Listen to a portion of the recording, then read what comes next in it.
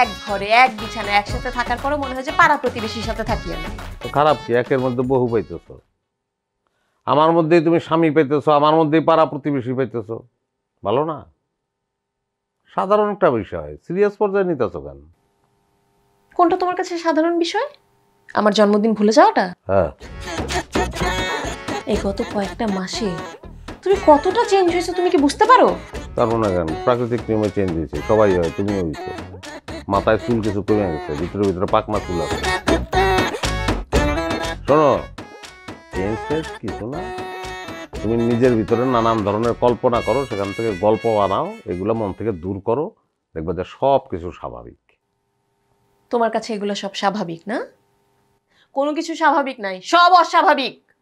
সারাদিন পরিশ্রম করে বাসায় ফিরছি, পরিশ্রম কি জিনিস সেটা তুমি বুঝবা না, বোঝার কথা না, নিজে পরিশ্রম করো না তো।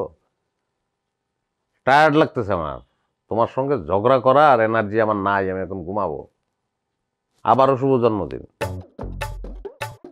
Happy Returns of the day, good night. বাত্তি নেবাবো এখন।